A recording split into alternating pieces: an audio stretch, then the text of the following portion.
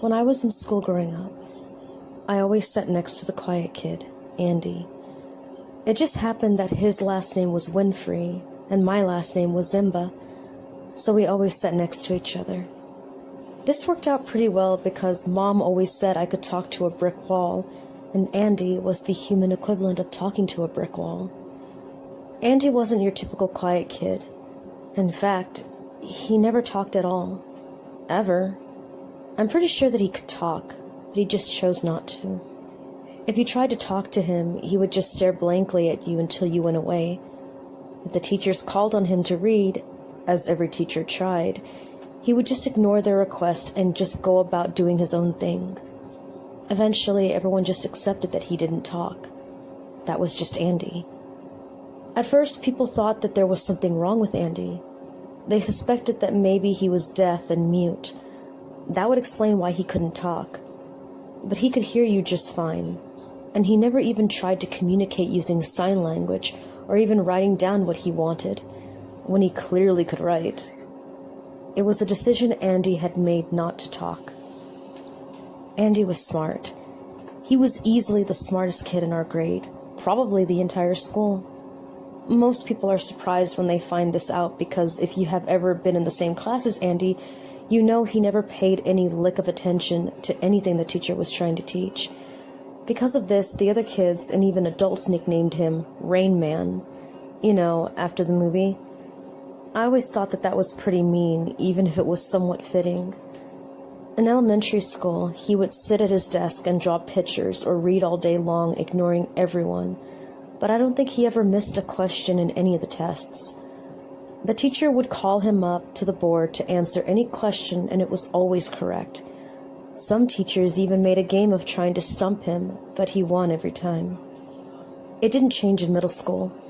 He would sit and listen to a portable CD player every day during class and pass every class with straight A's. Sometimes I wondered why he even showed up at school to begin with, since he was so much smarter than everyone else. I didn't know if I would call Andy my friend growing up. I think Andy saw me as his friend. Not the same type of friend you and I may be, but the sort of friend Andy would have. I mean, we sat by each other because of our last names, and I would talk to him about X-Men since he wore some of their shirts from time to time.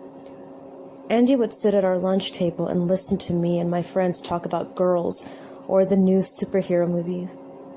He would sometimes smile and nod, and sometimes we would trade CDs for a few days. It always made me laugh that guy who never spoke loved heavy metal. I guess in a weird way, Andy and I were friends. Andy also had a secret ability. I'm pretty sure I'm the only one who ever caught him, and I never told anybody. Andy had the power to move things with his mind. He was usually cautious enough to keep his talent hidden, but sometimes he got careless or bored. I'll never forget the first time I caught him. I was in 4th grade sitting next to him in the back of the class. As usual, he was not paying attention and doing his own thing. In the corner of my eye, I saw his pencil spinning in a circle on his desk. I moved my eyes over without actually looking, and I could see him twirling his fingers about 3 inches above his pencil, and the pencil following his fingers' motion. Then he stopped his fingers and started twirling it the other way, and the pencil followed. Another time he was reading a book during class, and I would see the pages turn without him actually having to touch it. At first I thought maybe it was the wind, but it happened enough times I could tell it was Andy. He eventually noticed that I had caught him.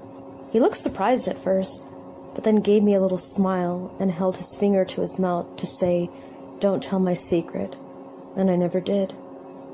Once I knew he had this ability, I was able to notice it from time to time. Andy went out of his way to make sure he hid this talent and rarely used it around people.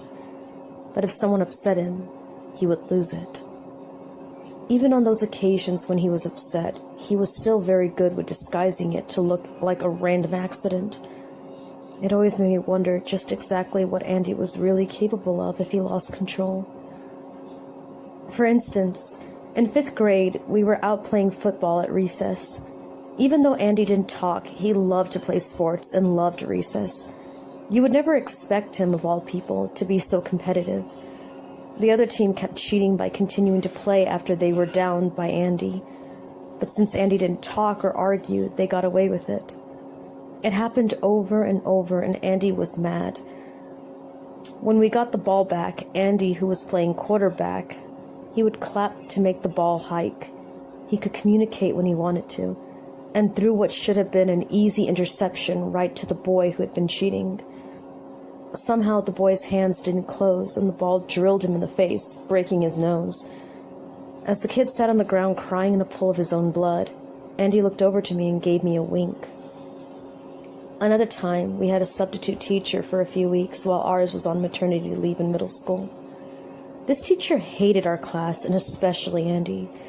She didn't like he was always allowed to just sit there in the back listening to music while she was teaching. She had never seen any students so disrespectful and allowed to get away with it. She took his CD player away. The next day after lunch, the teacher returned with a fresh afternoon coffee. As she went to take a drink, she accidentally misjudged and poured the entire cup of steaming hot coffee all over her chest and stomach.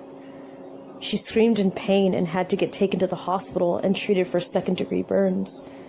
She never returned to class again.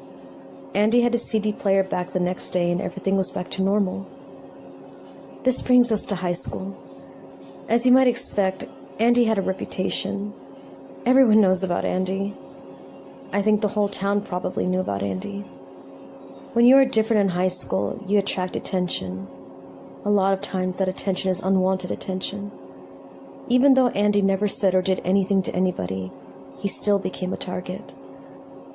Some of the upperclassmen decided to make a game to see who could make Andy talk first.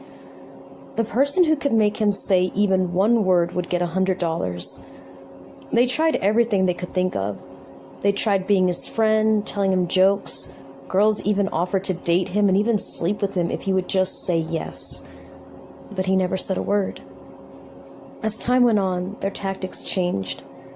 Instead of taking a friendly approach, they decided that they would take the opposite approach and pick on him relentlessly to make him crack. Having a locker next to him, I witnessed a lot of the abuse he went through. And it was abuse. They tried everything from calling him names, pushing him into lockers, trying to embarrass him, and just bullying him in every way they could think of.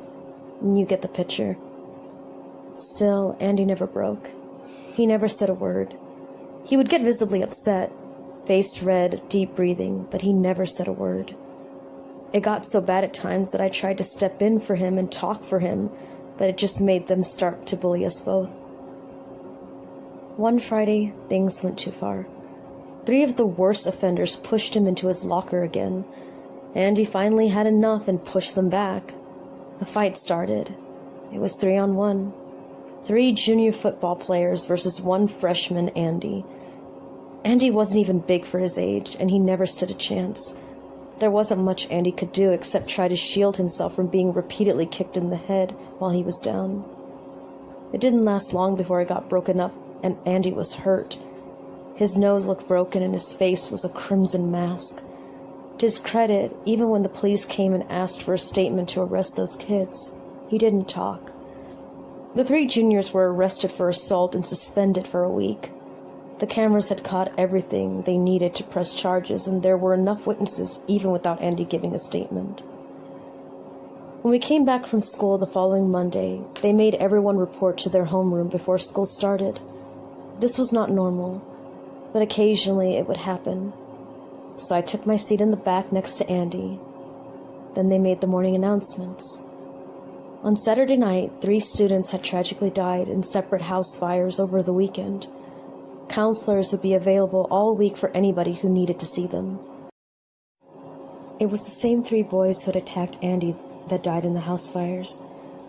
I leaned over to Andy and said, "I guess they won't be bothering you anymore." He glanced back at me, still smiling, and in my head I heard a voice that wasn't my own. "I know." There was an investigation, and all 3 fires were caused by an electrical fire that had started in the boys' room. All 3 of the boys were found burned alive trying to escape out of their bedroom door, which were found to not have been locked, but still had to be broken open by the firefighters on scene.